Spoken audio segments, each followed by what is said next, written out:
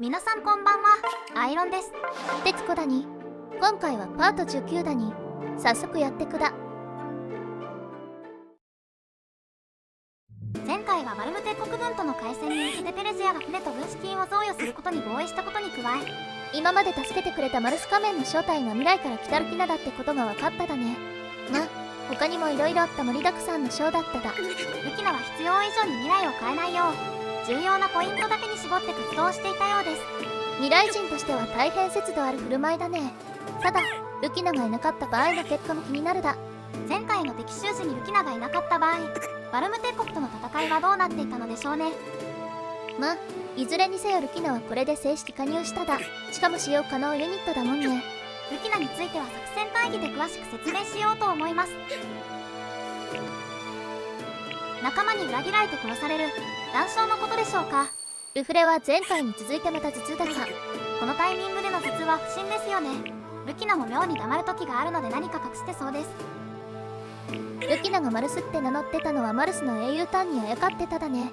ルキナの言うマルスは戦友と戦う英雄戦争編ではなく、マムクットと全面的に争う暗黒戦争編の話に近い気がします。よろしいですか。フレデリック曰く、バルム帝国とこちらでは艦隊の規模は同じでも戦闘員の数はバルム側が多いみたいですね。向こうの船は人口密度がヤバそうだに。ストレスもヤバそうだや。しかし戦闘員が向こうの方が多いと海戦ではそう簡単に有利不利は覆りませんよ。代わりにこっちは油がたくさんあるみてえだな。天ぷらでも作るけ。クイージだけは手間暇なもんですね。ただ油だけあっても海上ではどう使いましょうか。環境汚染に使いましょうか。あんたは考え方が物騒だに。ルフレはこの油で妙案が思いついたみてえだけが、アイロンちゃんとは違うまともな運用方法にしてほしいだね。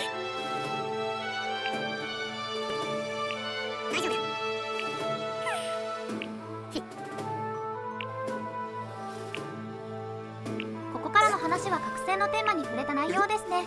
人との出会いは運命や宿命とかじゃなくて、絆っていう心理的なもんだってこったね。運命というと運命的な出会いという表現に見られるように出会いだけに注目がいきますが、絆というと出会った後に育まれるものですね。なるほど、絆というとより温かみの合う関係性って感じがするだ。ルフレは出会った後の方に重きを置いてるんだろうな。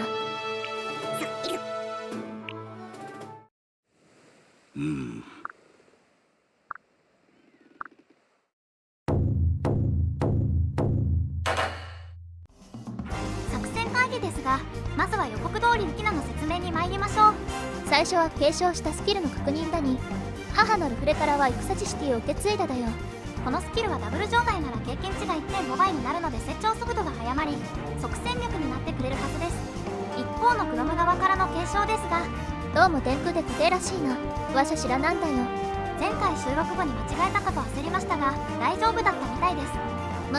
戦知識強力なスキルが継承できたもんでクリアに問題はないと思うだ。それでは本題のルキナ自身の縛りについてです。おおよそ見当はつくだろうが、これだに。クロムと同じ縛りになっていますが、ルキナの場合はより影響が大きいと思われます。なんせルフレからの継承をほとんど無駄にするもんだに。強スキルの疾風陣内の習得で金くなるだよ。ルフレからの継承では勇者かダックナイトとして活用することを考えていますが、果たしてどうなるでしょう。ルキナの縛り内容はこんな感じだに。そいじゃ次はクラスチェンジの紹介ずら。早速ルキナはマスターロードにクラスチェンジしてバリバリ前線に出てもらうに。また以前から述べてましたが、やっとロンプーはアサシンにクラスチェンジできました。弓も使えるようになり関節可能ユニットが増えたのが大きいです。最後にこのマップの作戦についてです。今回のマップはこれだに。左右と下の敵に囲まれ四面楚歌状態からのスタートになります。しかしよく見てみると下側は敵の数が少ないため突破しやすいかと思われますので、初めは全軍で下に向かうだよ。で下の敵を全滅したらだね。そのまま同乗することで左右からの敵を一方向に揃えた上で撃退できます。基本的にこの流れで攻略してきますが、一つだけ注意点があります。ターン開始時からペガサスナイトがカマロンところに陣張ってるに。だもんでビーストキラーを持ったテアモでやられる前にやるつうのがいいだろな。なお今回のペガサスナイトは魔法が高いので風魔法での撃退は効果的ではないと思われます。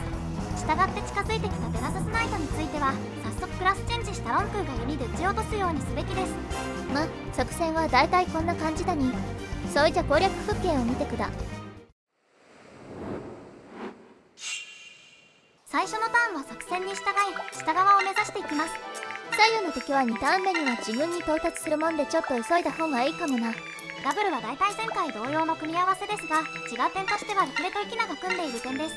ルフレと組ませることでルキナを育てていこう痛恨端だに。一方でアンナさんは出撃人数の関係で最近そうになりがちです。元からアンナは支援相手がいないもんでダブルの優先順位から外れがちなんだよな。残念だけんどもしょんないね。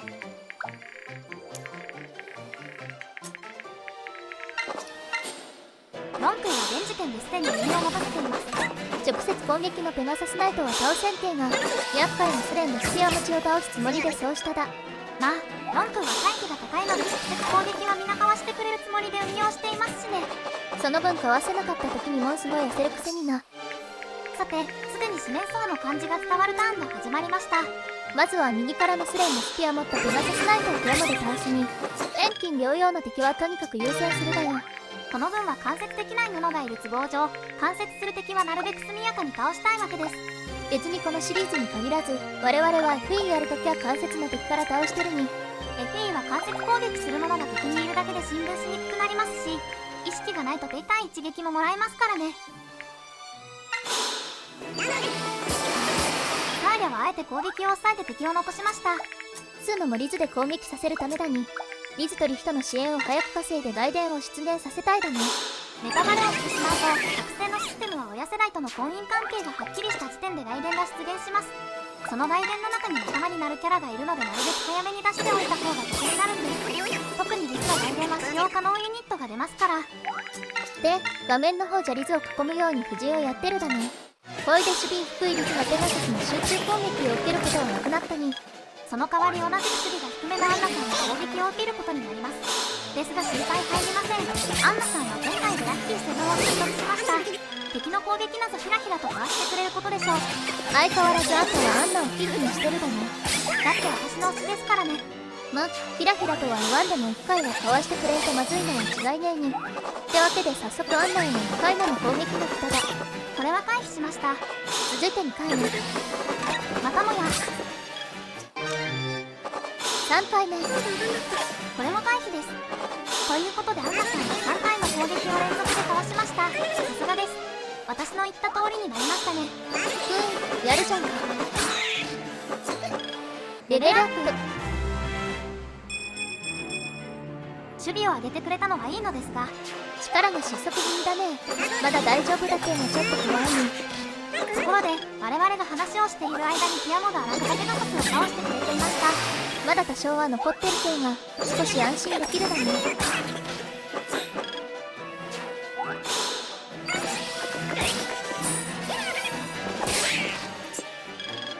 レベルアップ。上がったところはちょっと微妙ですね。力が良かったです。しっかしルキナの食地はトップクラスだに。ルフレほどではないですが最前線で10分戦える実力があります。あくまでも参考ですが現時点でのティアモと比べてもルキナの強さは際立ちます。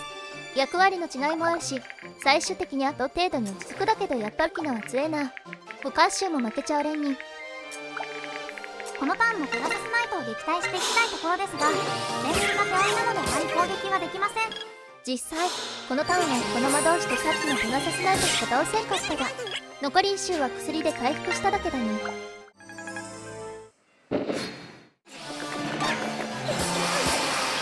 レベルアップ。前回から引き続き防御面の成長が著しいに。技が伸びないので困っています。鬼魔法の命中が 80% で不安定なのでしっかり影響を受けてるんです。ま、命中の高い普通の魔法を使えばいいだけどそうすると倒しきれんこともあるだよな。リズがペガサスの攻撃を受けてしまいました。リズの場合ペガサスから追撃ももらっちまうもんで敵能力次第じゃやられる可能性もあっただな。サーヤも結構危ない感じですし高低相手は大変です。で、ジターンだに。このターンは先ほどダメージを受けたリズとサーリャを回復させつつペガサスの数を減らしながら下の船の籠城を進めなければなりません。やること盛りだくさんだね。とりあえず下の船に陣取ってたジェネラルをサーラで倒しちまって。次ですがやはり長考したので結論が出るまでカットします。で結局はリズはルキナから調合薬を受け取って少し回復させただ。そのルキナはアンナから調合薬を受け取って回復し、橋の上側で待機だに。ティアモは船に侵入しているペガサスナイトを倒します。そしたらアンナさんはリズを完全回復させレベルアップ。最近はネックだった力を伸ばし始めていいだね。アンナさんは本気を出し始めたんでしょうね。で続きだけど、ここでロンプはペガサスを倒すだよ。このターンでやれることは以上ですね。依然としてペガサスの脅威は残ってますが、数は減らせたので無事になりました。また追加でペガサスは来ただけだよ。あと左右の敵の流れを一方向にできたので、一応は籠城の形になりつつあります。ほんとペガサスさえなんとかなら安心できるだに。ペガサスの増援もあと1回切り抜ける必要がありますね。レベルアップ。伸びたのはほとんどさっきと同じと5台目。調子が出てないだけと考えればいいのでしょうが、大丈夫ですよね。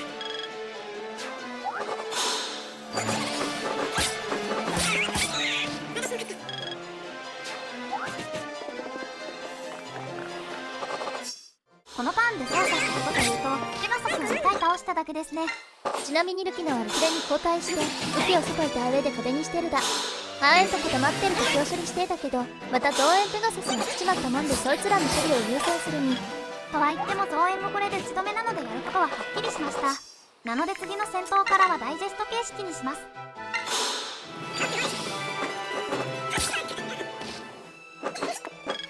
レベルアップ。やっと力を上げました。恋からもこの調子で格子バランスよく伸びてくれるといいだな。また移動の叫びも習得しました。使い道によっちゃ攻略がすげえ便利になるやつだに。そうや言い忘れてただけど、このマップには宝箱があるに。今開けたものの中身はチェンジクルフでした。他の宝箱は右の船にあり、それぞれ中身は金塊とリカバーです。リカバーよりも金塊の方が欲しいだね。使用可能ユニットが増えてる日も必要になってきたしな。レベルアップ。今度は守備面に加えて攻撃面も増えたに。しかしまた技は据え置きですね。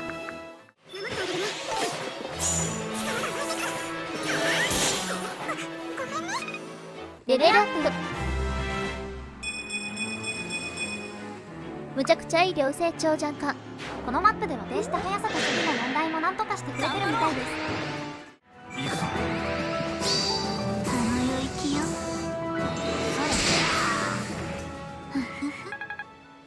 レベルアップ。やっと技を上げただに。少しだけ安心しましたね。さらにサイラもルフレと同じく復習を習得しました。リザや地雷戦法がやりやすくなっていいだね。負けるはずないわ。レベルアップ。だんだんバランスが正しく上昇回数が揃ってきたね。ステレオタイプのペガサス系の弱点である力と守備をカバーできているのでいいんじゃないですか。レベルアップ。速さを外したのはちょっと残念です。でもこの成長自体は別に悪くねえだよ。悪くもの見たしな。負けちゃダメよ。レベルアップ。ロンク、あーた正気系。幸運以外全部伸びましたよ。まさか魔力も一緒に伸びるとは思いませんでした。こうなると幸運のせいでコンプリートできんかったのが逆に羨ましいだね。当然の報いよ。左右から突撃してきた敵は恋で全滅させたに。あとはボスのみ。残るボス戦もフルスロットルでいきましょう。今回のボスはおでこが眩しいですね。それはおそらくベテランの星だに。油断はできねえな。ク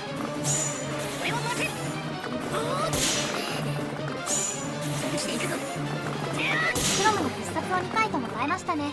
確かにヒップではなさそうです。この一撃でブランデ将軍を倒せますが、マイナス良さを見せられましたね。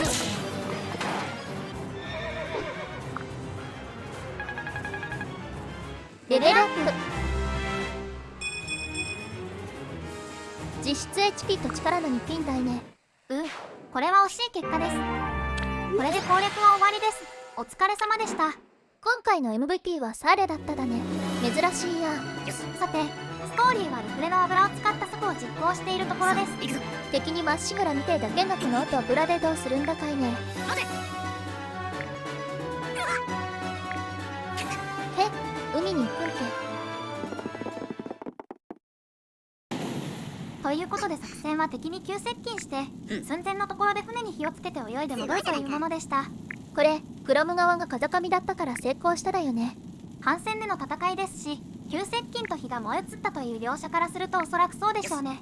それならルフレは気象まで計算に入れてたってことになるだね。大したもんだ。ルフレにはぜひ天気予報士になってほしいです。今回の内容は以上になります。ここまでご視聴ありがとうございました。この後クレジットを長いたら支援会話もお送りすったよ。時間が許すなら最後まで見てくれると嬉しいに。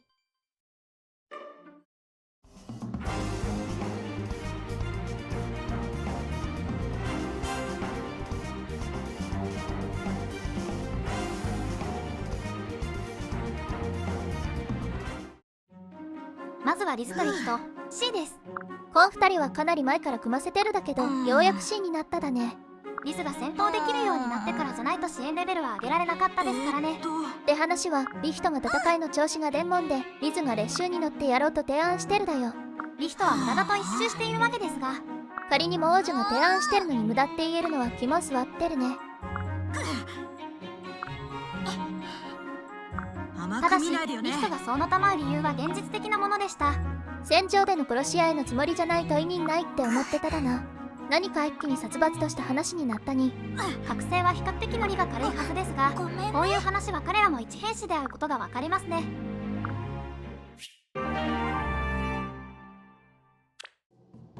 いいかしら。次はロンクとセルジュ B です。シーちゃん少年時代のロンクとケリーという少女との間の出来事が分かっただね。ケリーを死なせてしまったことをロンクはすごく気に病んでいました。おそらくロンクが女性を苦手とする理由の一つでしょうね。何？でもケリーの両親はロンクのことは恨んでないみてえだに。ロンクを責め立てたことをむしろ謝りたいとのことです。一体何が両親の心を変えただかいね。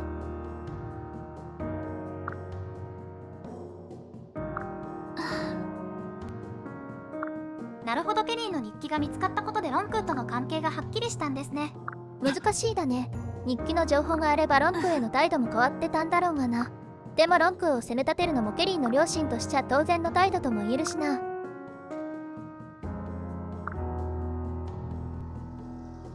何にせよセルジュがこのことを伝えたことでロンクも少しは救われたのではないでしょうか。それだといいだけどな。どうもトラウマは根深いかもしれんに。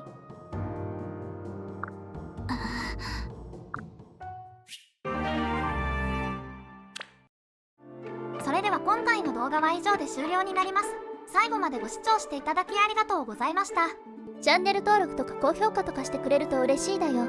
そいじゃまた次回。